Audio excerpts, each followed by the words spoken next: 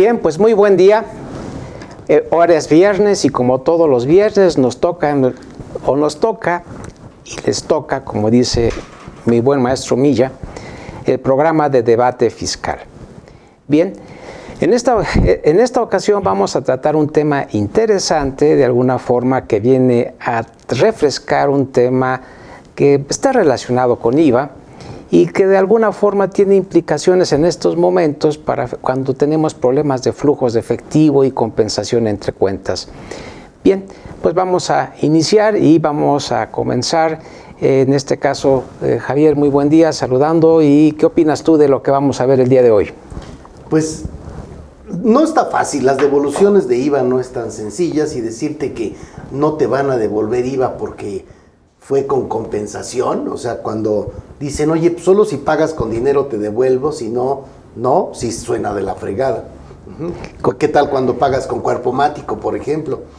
Sí, pero bueno, ahí estamos, falta Carlos, tienes que presentar a mi Sí, querido voy Carlos. con Carlos, pero No, sí, es que dije, bueno, ya querías empezar. No, ya estaba yo aventándome con todo.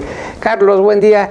¿Qué opinas tú del tema? Y en particular, hablando de lo que estamos tratando, que es una contradicción de tesis, hablar de lo que es IVA, compensación y lo que está haciendo referencia en este caso Javier.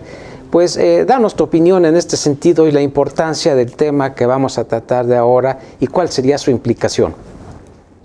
Bueno, esto es una jurisprudencia que de alguna forma se tuvo que dar por la contradicción que había de criterios. Más o menos era así. Había alguien, o algunas de las juzgadores señalaban que la compensación entre particulares era motivo de acreditamiento en IVA, aunque no corriera el dinero.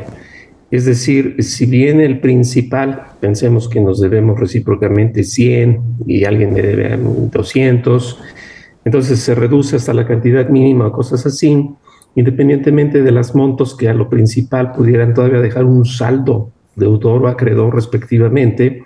Este criterio primero decía que pues simplemente con el acuerdo de voluntades era suficiente para dar a su vez pues el cauce de acreditamiento del IVA. Y un segundo criterio dijo no.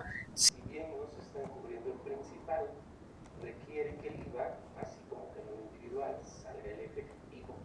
Entonces, regresando al ejemplo, yo debo 100, a mí me deben 200, de tal forma que pues, hacemos esa compensación para que solo quede el 100 que me deben. Pero yo tenía que mandar el dinero del IVA, que es propiamente pues, el efectivo que debe correr conforme al artículo. Me tenía que mandar también el dinero, lo cual a mí me parece un poco ocioso, ¿no? Porque es un tema que al final al fisco ni le llega, ni le quita, ni le va.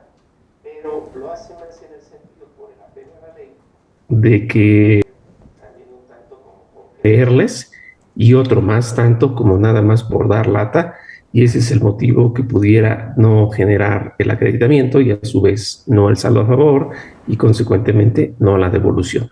Aquí es donde se centra el tema. Bien, en este caso estamos hablando de una parte importante que es acreditamiento de IVA. Hablar de compensación, digo, no sé si estén de acuerdo, entre cuentas, no estamos hablando de un tema nuevo, es un tema ya añejo y que viene de mucho tiempo atrás y que se ha realizado. Si no mal recuerdo, en este caso estamos hablando que para que el IVA sea acreditable tiene que ser efectivamente pagado.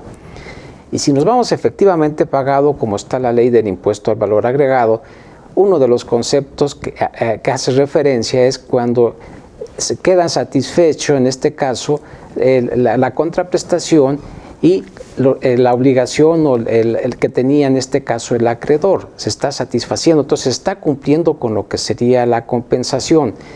En particular, hablar de que si yo compenso no puedo acreditar el IVA, o si yo compenso, me dicen que no puedo acreditar el IVA después de cuánto tiempo que el IVA ha estado presente, implica que en épocas anteriores no se había visualizado esto, o en su momento, ¿qué está pasando en este momento? Y en particular, hablar de esta parte de acreditamiento de IVA para efecto de pago, generar los saldos a favor, y en particular hablar de esta parte, que decir, si entiendo con lo que estamos comentando en este momento, el impuesto al valor agregado no lo puedo acreditar vía cuando hice el pago con compensación, ¿esto no estaría en contra de lo que son las disposiciones o estamos hablando de que dentro del contexto donde viene toda esta contradicción de tesis y resolución como se está generando, de alguna manera viene a imposibilitar o a poner un foco rojo para efecto de lo que es el acreditamiento del impuesto al valor agregado en este caso, Carlos?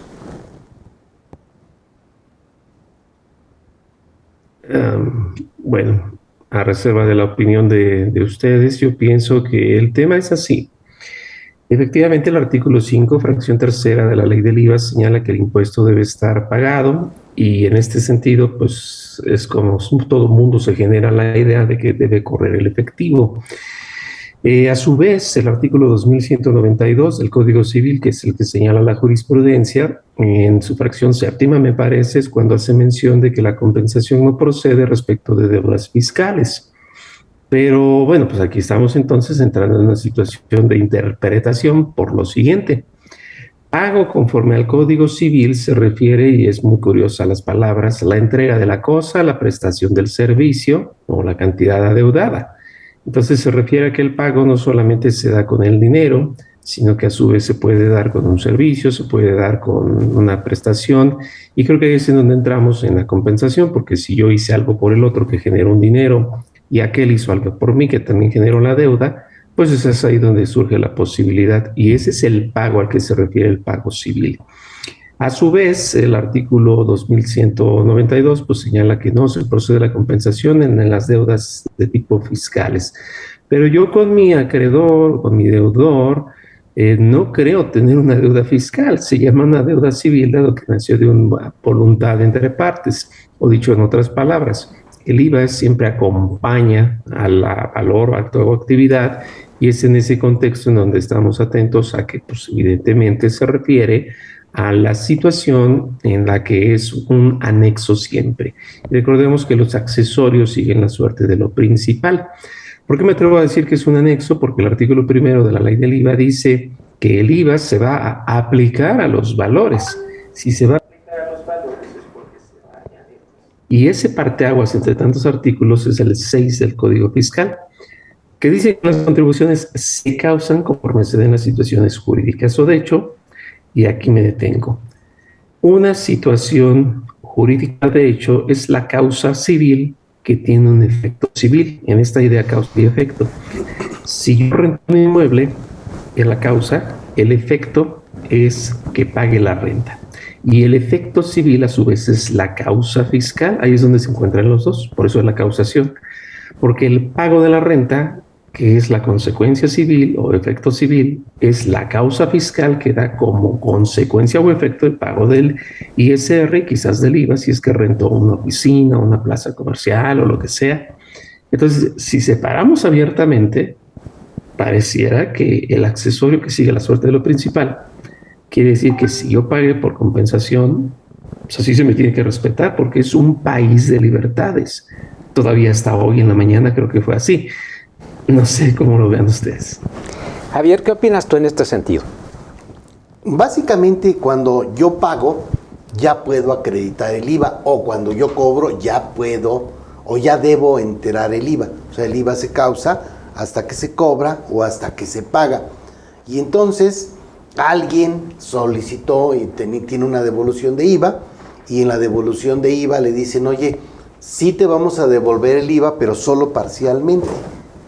Lo que sí pagaste aparece en tus estados de cuenta, eso sí se te devuelve, pero lo que compensaste, ese, lástima Margarito, eso no te lo voy a devolver, porque dentro del artículo de acreditamiento no dice, como en el artículo de cobrado, que hay otras formas de pago. ¿Cuáles serían las formas de pago? Bueno, primero en dinero, pudiera haber otras como la compensación, no sé, el trueque, lo que sea, o sea, pueden haber muchas otras ahí, en las que ya se quedó satisfecho el acreedor. No sé qué tan satisfecho, pero la cosa es que haya quedado ahí satisfecho. Entonces se entiende que yo debiera o no debiera tener problemas de acreditar ese IVA, ya que del otro lado se paga el IVA. De hecho, nosotros siempre que hacemos este tipo de operaciones, revisamos que sí se den las dos cosas. Oye, yo estoy acreditando este IVA, pero tú tienes que pagarlo, ¿no? Por ejemplo, si capitalizamos una deuda, oye, capitalizamos una deuda, quiere decir que ya te das por pagado y entonces yo ya puedo acreditar ese IVA de esa deuda y tú tendrías ya que pagar ese IVA que estás considerando ya cobrado. Esas son muchas operaciones las que se dan. Y entonces alguien dice, oye, no aplican esos acreditamientos y pues te ponen a temblar, ¿no? Porque ya te metieron en una bronca de operaciones a veces muy importantes.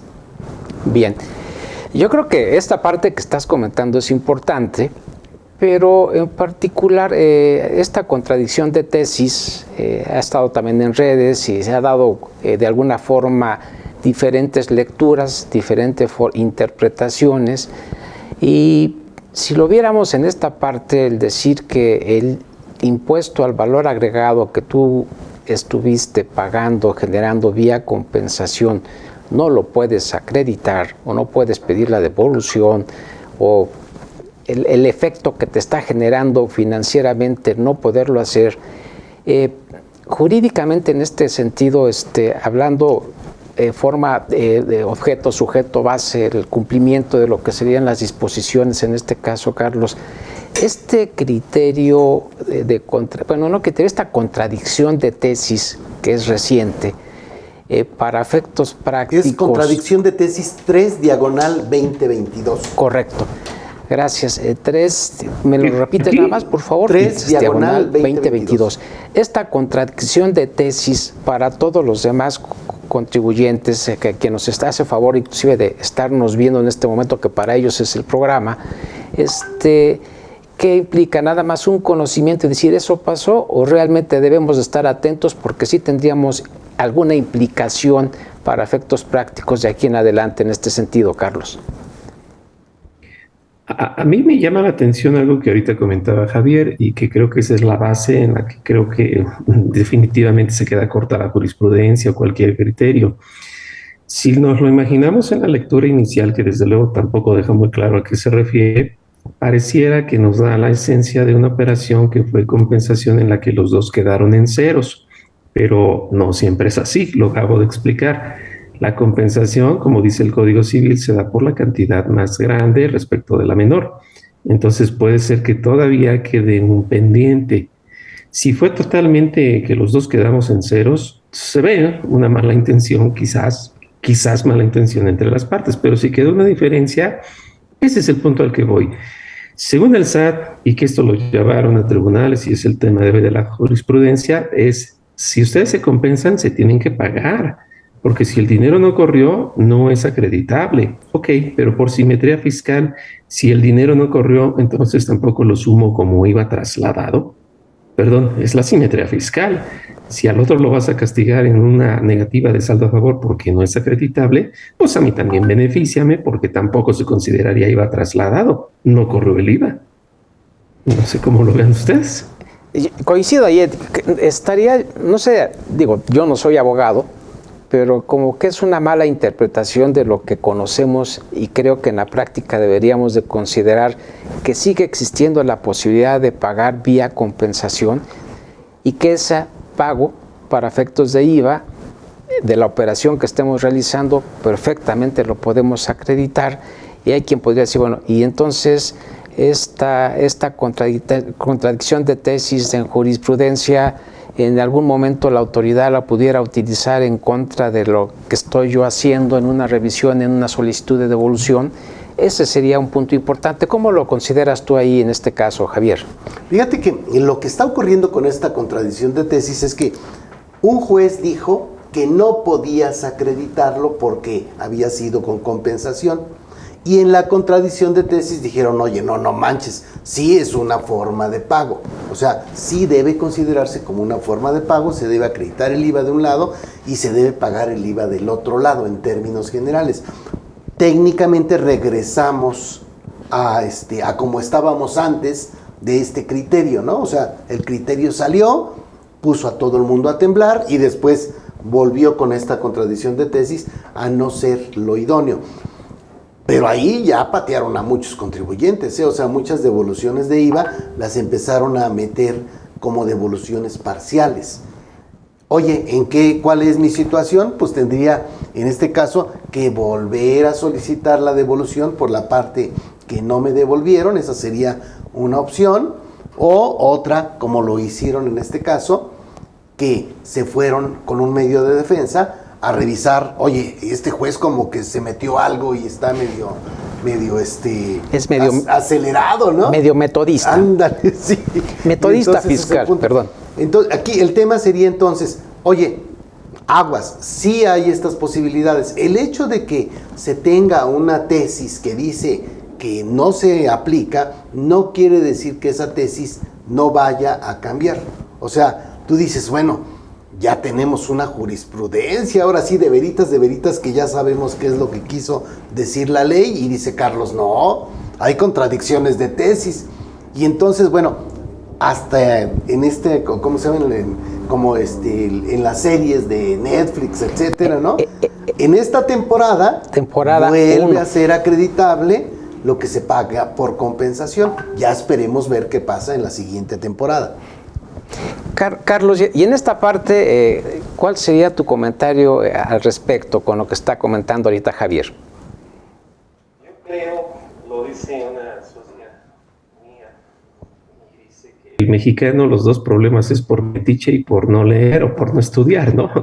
Y creo que se resuelve otra vez en este sentido. Vuelvo a insistir, me recuerda mucho cuando se dio esta jurisprudencia, me parece que fue a finales de 2016 o 17, que tenía que ver con el extinto hoy outsourcing, en donde decían que la autoridad había advertido que no cubría los requisitos del entonces 15A de la Ley Federal del Trabajo.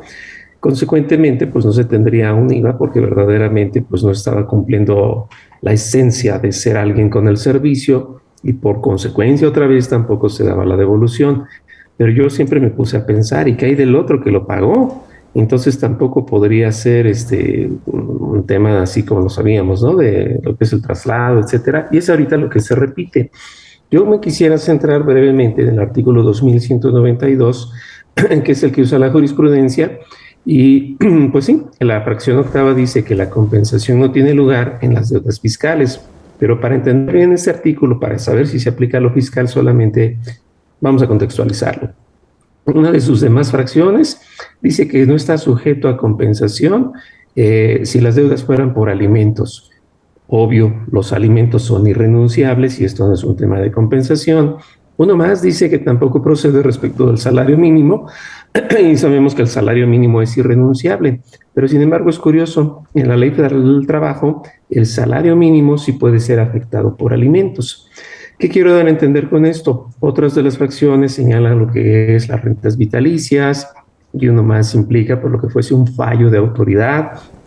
Entonces, lo que estamos aquí estando presentes es que se refiere el artículo 2192 a todo aquello que no es renunciable.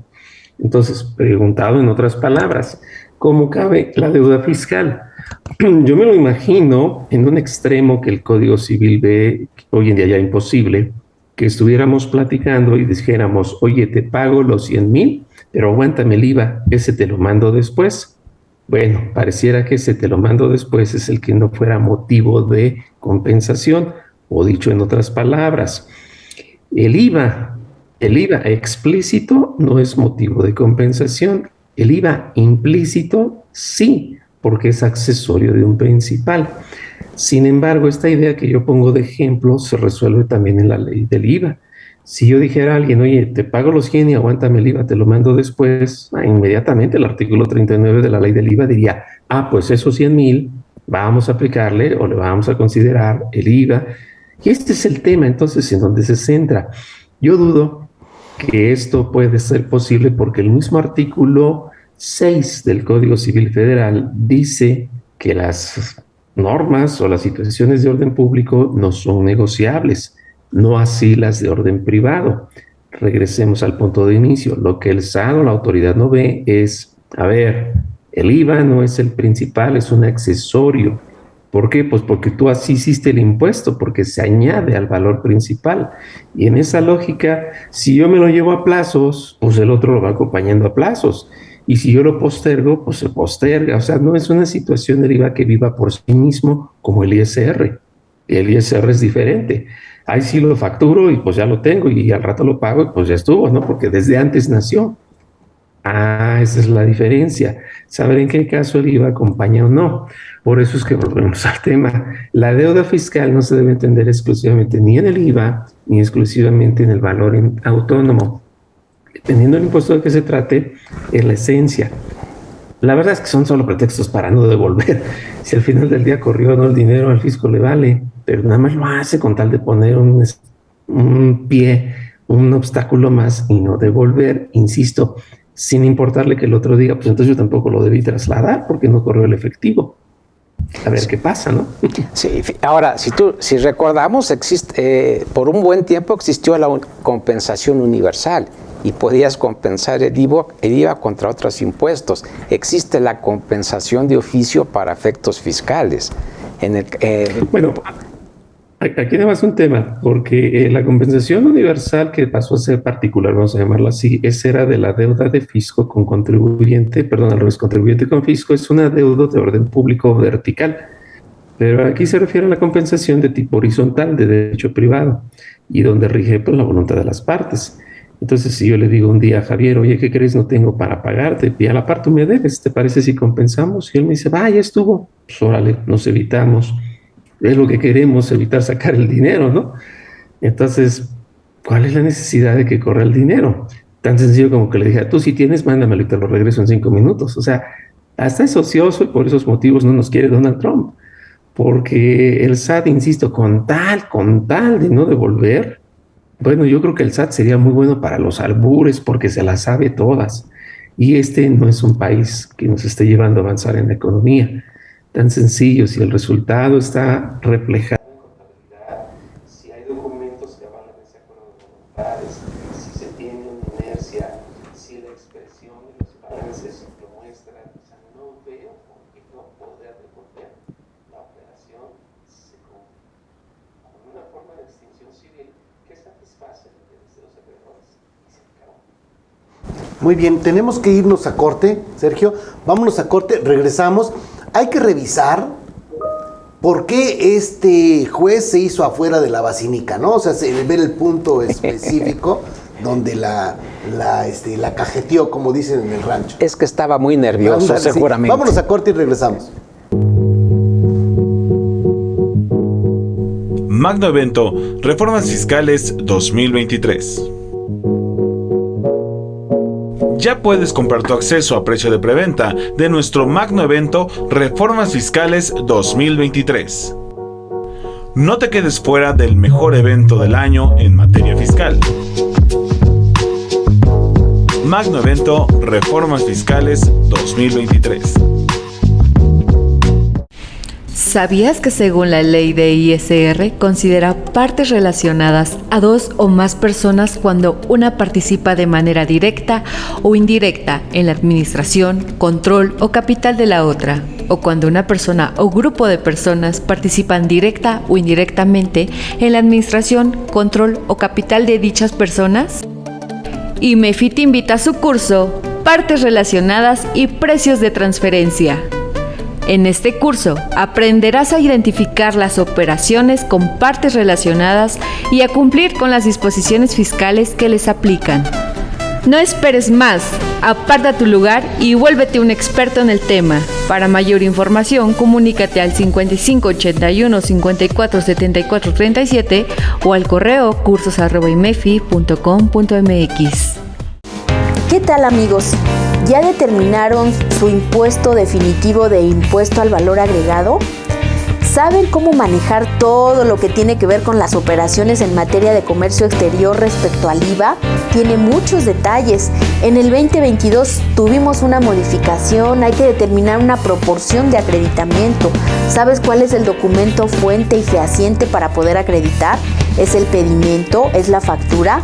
Acompáñame, soy Deyanira Arisbe y te espero en este curso Tratamiento del IVA en Operaciones de Comercio Exterior.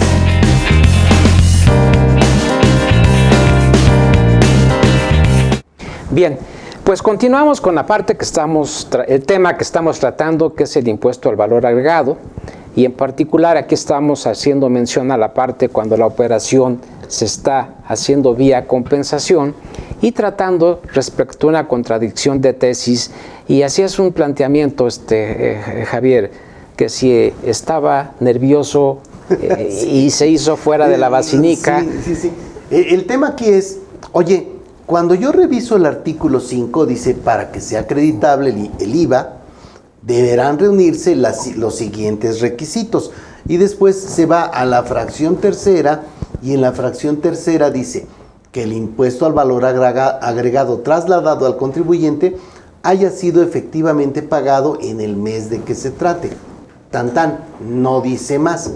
Y entonces lo que están planteando, oye, como no repite todo lo que viene en el artículo 1B, entonces para mí no se están dando las otras opciones que sí menciona cuando el IVA es un IVA cobrado, ¿no?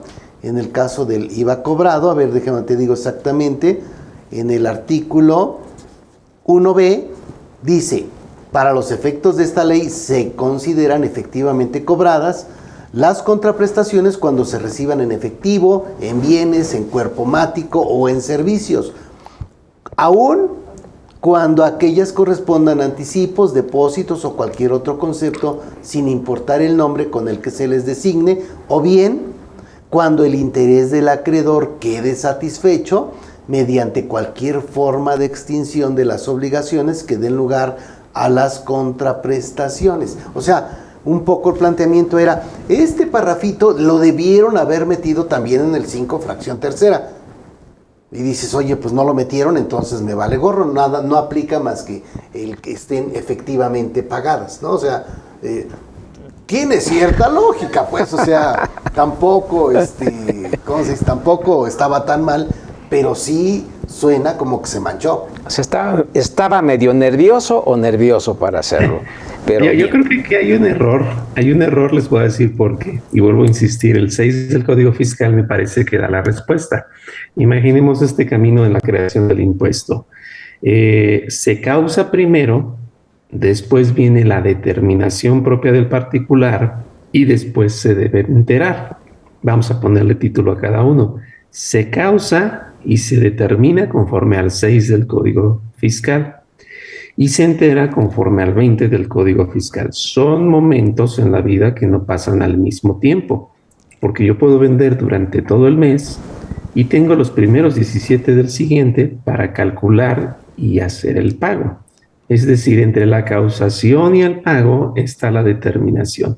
Entonces, el 5 fracción tercera se refiere a la causación, en la lógica de que se causa, dado que como es por efectivo el IVA, pues uno lo paga y otro lo cobra. Ahí es donde se causa. Después cada quien se va a su casa a hacer sus números. Y ahora sí, viene el momento del pago. Entonces, si acomodamos las piezas, es así.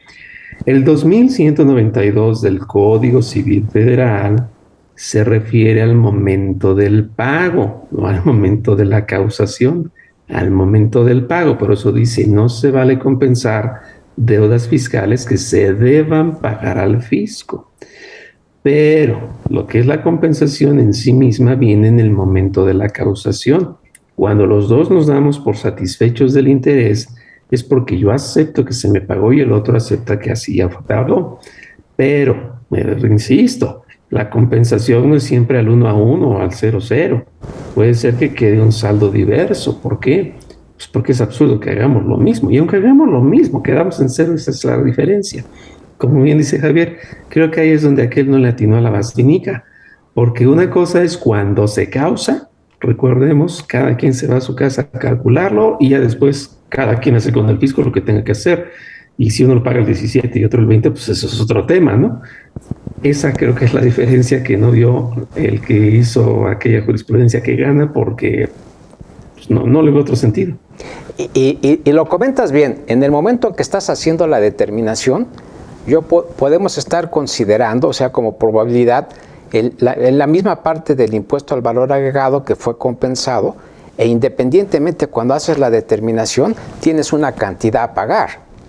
ese sería también el efecto que tú tendrías en lo que estamos comentando.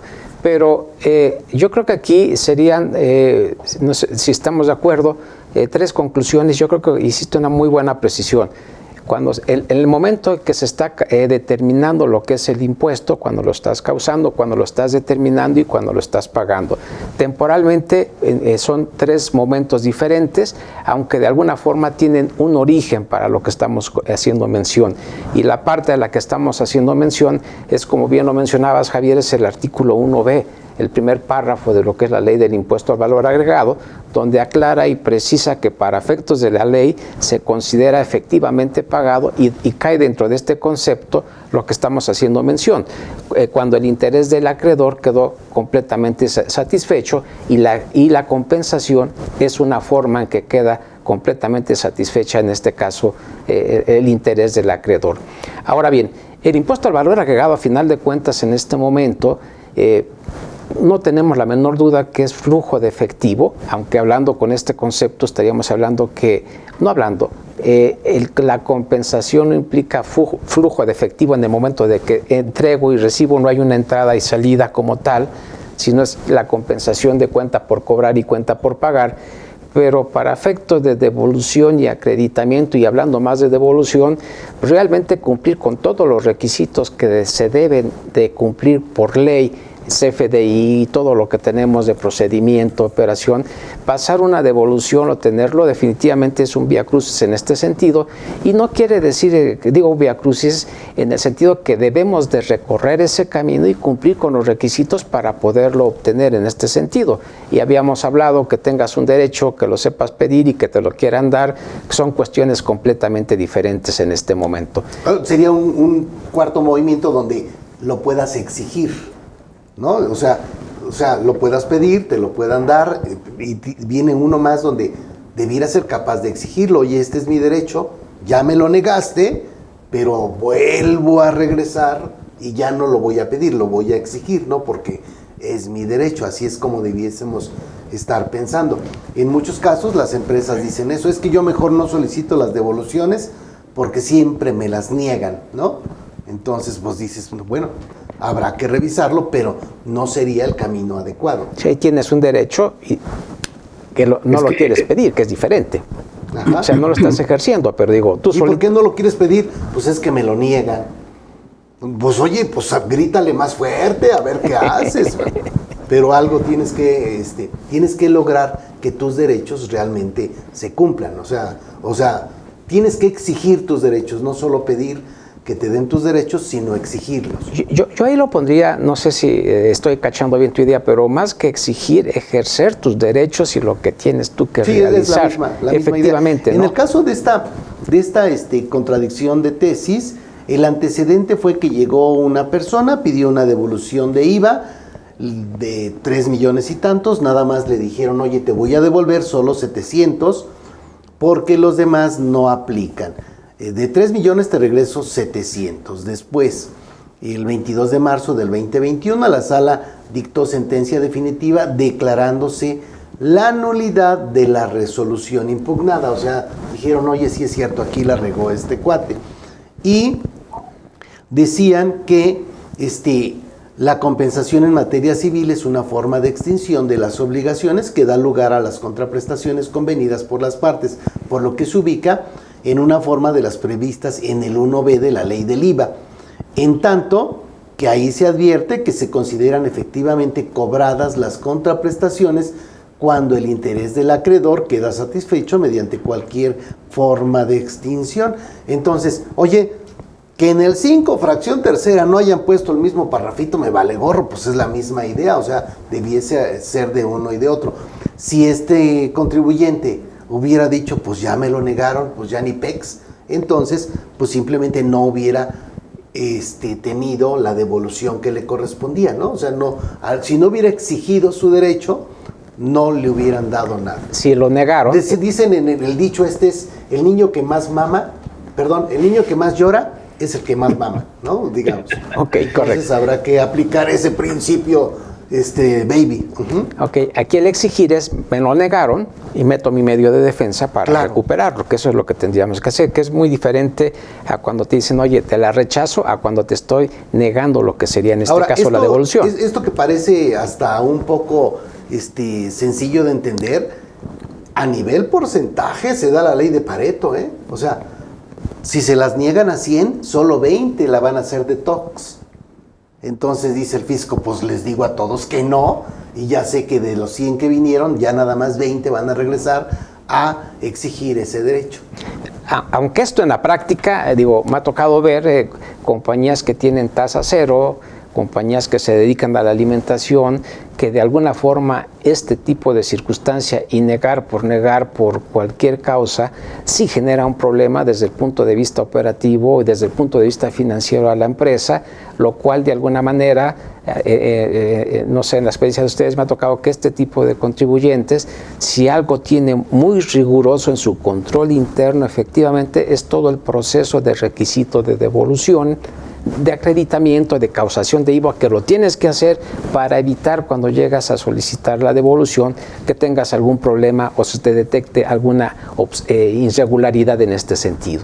Entonces yo creo que esta parte es importante y de alguna manera viene a poner un punto importante en lo que estamos comentando, es hablar de impuesto al valor agregado.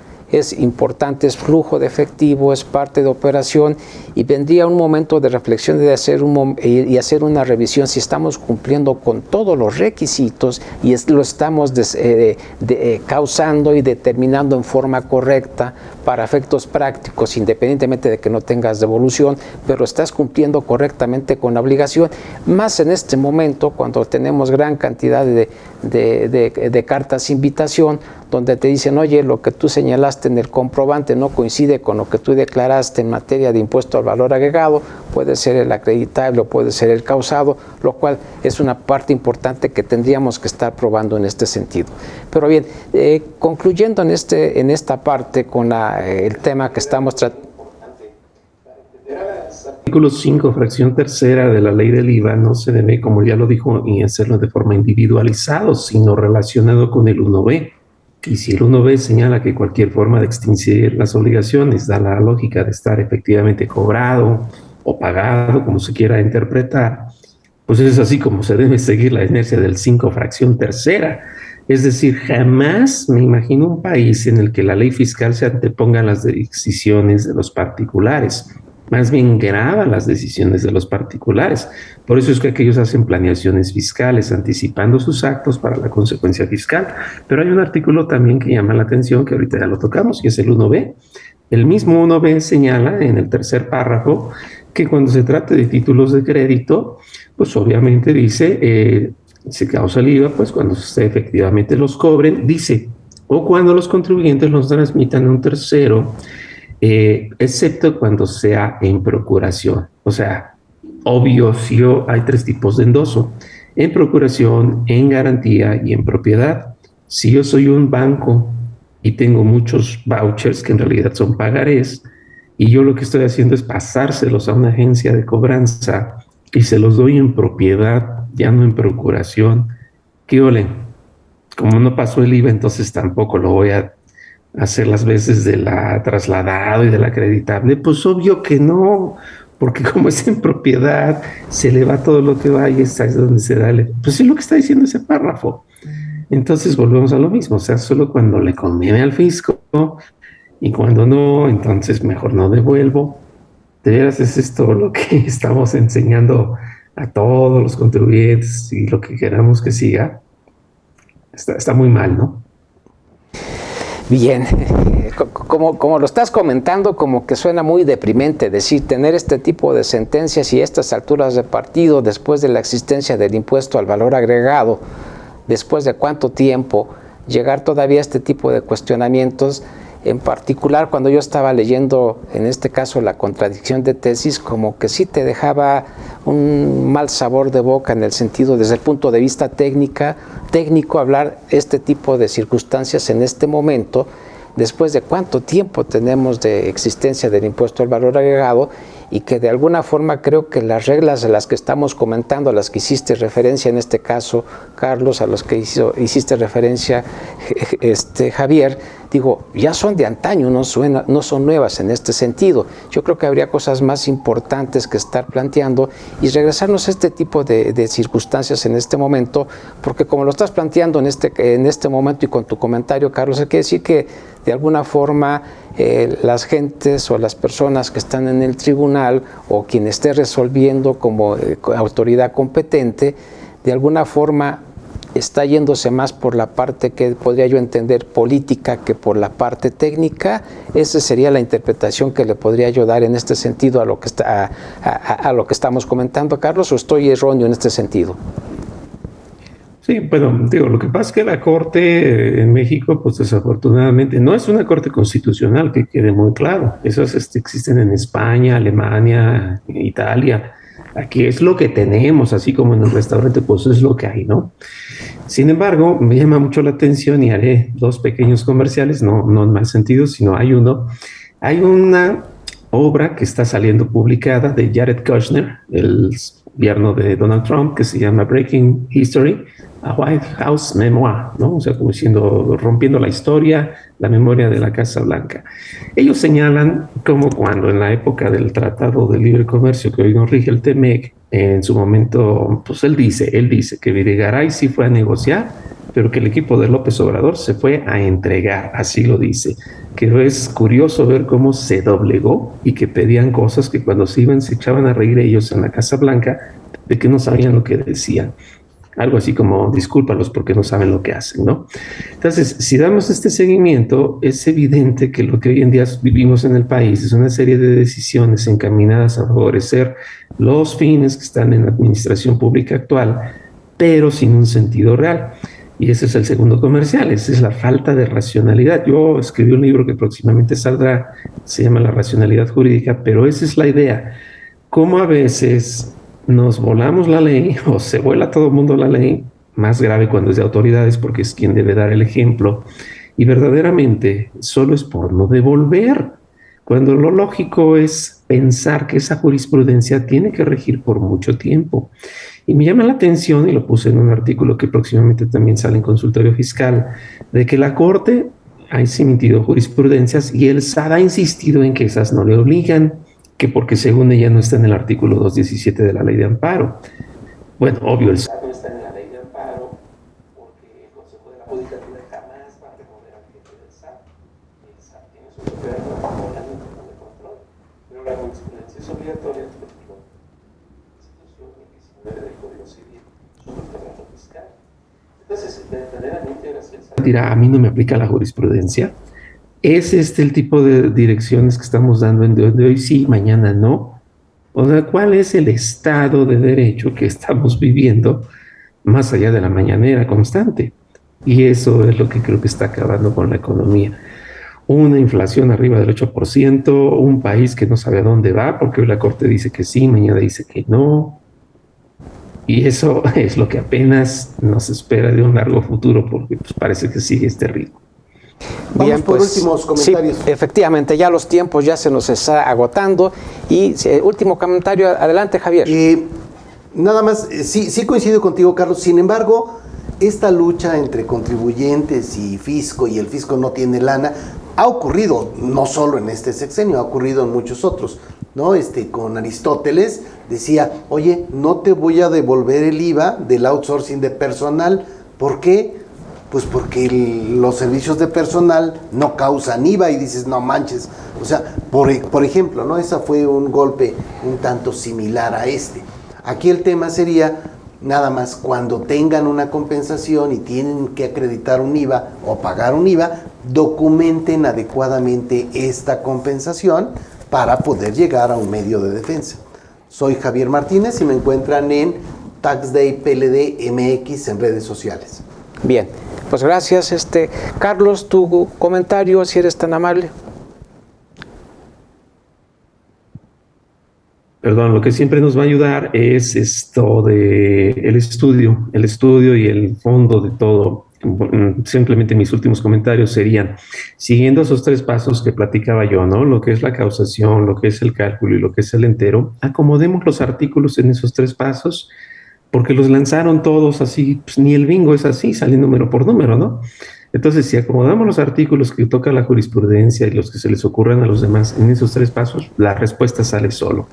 Esto es algo que hay un filme americano, lo comentaba un día con alguna amistad, que dice ese filme, si te escondes en la pregunta, la respuesta saldrá. Y creo que es así de sencillo. Si acomodamos los artículos, rápido sale la respuesta. Bien, ¿y dónde te localizan? Claro, yo estoy con mi nombre, Burgoa Toledo y Asociados, o Burgoa Editores, y pues ahora sí que estudiar y a darle duro porque estas cosas no van a dejar de pasar. Ok, pues bueno, hemos llegado a la parte final de nuestro programa de debate fiscal de este viernes. Agradecemos mucho la atención y agradecemos, pues, por supuesto, a todo el equipo que está detrás de cámaras que hace posible que estemos con ustedes. Y este programa es para ustedes, es de ustedes, y agradecemos mucho su atención. Me despido, mi nombre es Sergio Abarca, a mí me localizan en fiscosat-2010@hotmail.com. Nos estamos viendo, hasta la próxima. ¿Algo más que quieras comentar, Javier? Nada más de mi maestro Milla, fue al mandado, fue a las compras, anda en Central de Abastos, espero que traiga jitomates no muy golpeados, pero un saludo a mi maestro Milla. Que le vaya muy bien y se le extraña aquí en casa, por supuesto. Bien, pues nos estamos viendo hasta el próximo viernes. Muchas gracias por su atención.